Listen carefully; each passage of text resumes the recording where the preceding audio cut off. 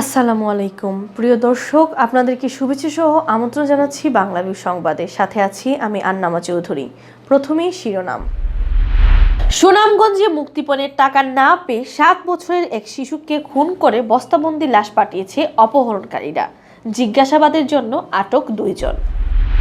Sylhet city corporation ও জেলার 13 উপজেলায় প্রায় 5 লাখ শিশুকে খাওয়ানো হয়েছে ভিটামিন এ ক্যাপসুল।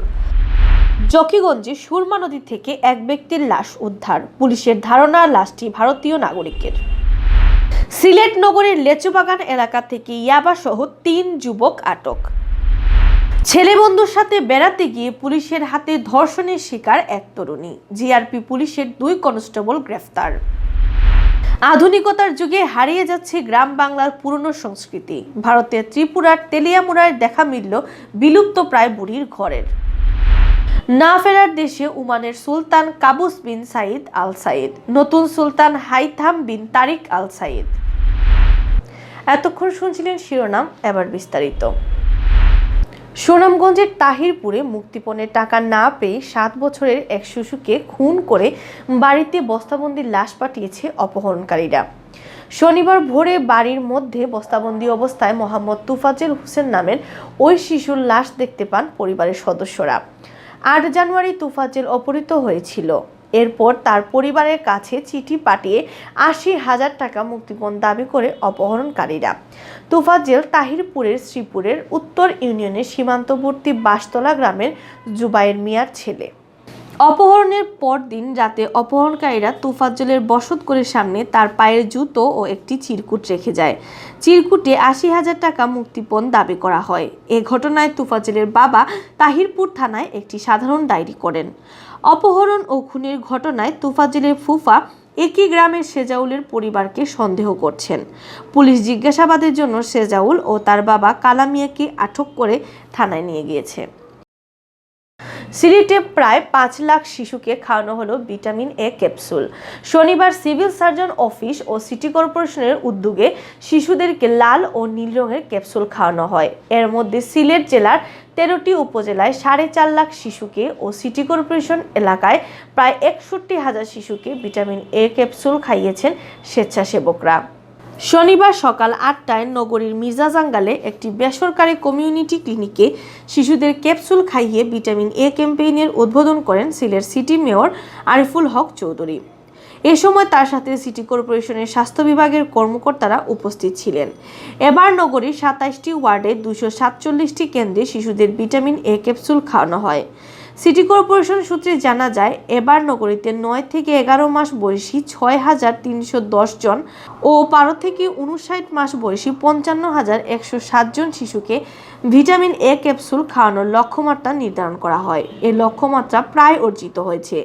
সিলেটের 13টি উপজেলায় 11 মাস বয়সী 49,695 জন ও 12 থেকে 49 মাস বয়সী 4,10,965 জন শিশুকে ভিটামিন এ ক্যাপসুল খাওয়ানোর লক্ষ্যমাত্রা নির্ধারণ করা হয়েছিল।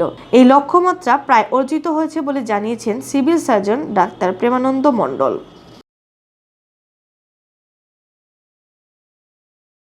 সিলেটের জকিগঞ্জে সুরমা নদী থেকে অজ্ঞাত এক ব্যক্তির ভাসমান লাশ উদ্ধার করেছে পুলিশ।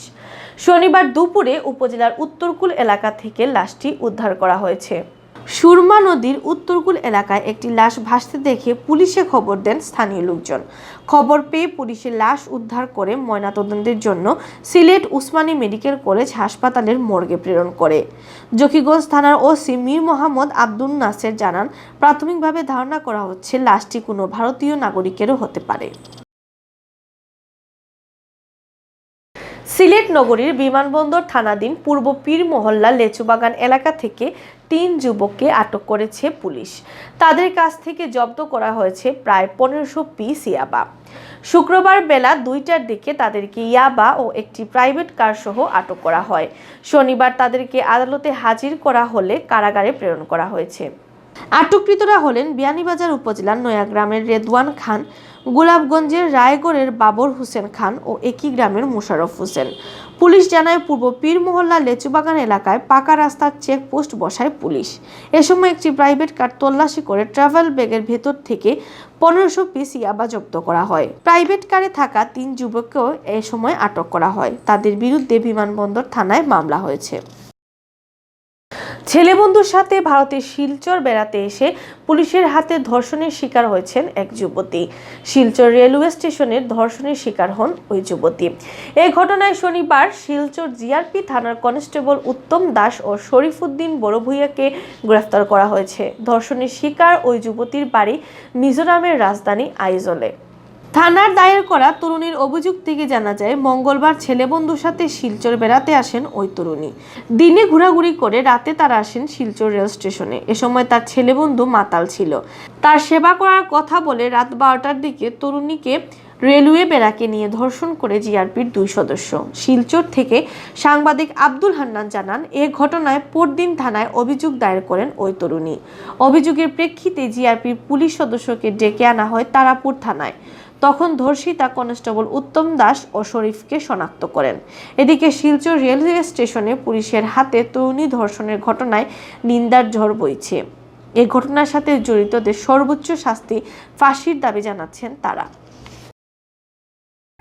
এফআইআর এখন দিছে মৃত মহিলা এগৰাকী যে তেওঁ পৰহি ৰাতি তেওঁ বয়ফ্ৰেণ্ড এজনৰ লগতে শিলচৰ ৰেলৱে ষ্টেচনত গৈছিল ৰাতি বাছ কৰিবলৈ। কিবা কাৰণত তেওঁলোকে ইয়াত আহিছিল, ৰাতি তাতে থাকিব গ'ল। তো ৰাতি থকাৰ সময়ত বোলে তেওঁলোকক জিআৰপিৰ 2জন মানুহে ব্যাগত মাতি নিছে। আজকে আমরা স্তম্ভিত এবং আশ্চর্যান্বিত যে গত বুধবার শিলচর রেল স্টেশনে আমরা পত্রিকার মাধ্যমে জেনেছি, এমনি খবর নিয়েও জেনেছি যে মিজোরাম থেকে একজন যুবক এবং যুবতী এসেছিল কোথাও যাওয়ার জন্য ট্রেনে, এবং ট্রেন দেরিতে যাওয়ার জন্য তারা অপেক্ষা করছিল। ঠিক সেই সময় জিআরপিএফের 2জন কনস্টেবল তাদেরকে সরিয়ে সেখান থেকে নিয়ে যায় এবং নিয়ে গিয়ে পরবর্তীতে এই মেয়েটিকে যেহেতু ছেলেটি নেশাযুক্ত ছিল বলে আমরা শুনেছি, এবং সেই সুযোগ নিয়ে মেয়েটিকে তারা দর্শন করে। আধুনিকতার যুগে হারিয়ে যাচ্ছে গ্রাম বাংলার পুরনো সংস্কৃতি। তথ্য প্রযুক্তির যুগে শিশুদের কাছে পুরনো সংস্কৃতির অনেক কিছুই এখন বিস্ময়। একসময় শীতকালে গ্রামাঞ্চলে শিশু কিশোরদের তৈরি করতে দেওয়া হতো খড়ের ঘর। বুড়ির ঘর হিসেবে পরিচিত এই ঘরে বসে করত চুরি ভাতি, আর চুরি ভাতি শেষ রাতেই পুড়িয়ে দেওয়া হতো ঘরটি। গ্রাম বাংলার এমন সংস্কৃতি এখন 10 এলাকা খুঁজেও পাওয়া কঠিন। হারিয়ে গেছে চুরুইবাতি আর বুড়ির ঘরের সেই আনন্দ। আগরতলা থেকে সাংবাদিক TM মামুন জানান, পৌষ সংক্রান্তির রাতে একসময় গ্রাম মাঠগুলোতে তৈরি করা হতো বুড়ির ঘর। খড় আর বাঁশ দিয়ে তৈরি করা ঘরে চলতো রান্না বান্না। পরিবার, আত্মীয়স্বজন আর বন্ধুবান্ধব মিলে সেই খাওয়া হতো রাতের খাবার। পরে পুড়িয়ে দেওয়া হতো বুড়ির ঘর, খেত ঘর বাঁশের ঘরটি। গ্রাম বাংলার এই বিরল দৃশ্য চোখে পড়লেও ভারতের ত্রিপুরার তেলিয়ামুড়ার পুলিশপুন এলাকায়, ওই এলাকায় এখনো ধরে রাখা হয়েছে পুরনো ওই সংস্কৃতি। না ফেরার দেশে পাড়ি জমালেন ওমানের সুলতান কাবুস বিন সাইদ আল সাইদ। শুক্রবার সন্ধ্যায় তিনি শেষ নিঃশ্বাস ত্যাগ করেন।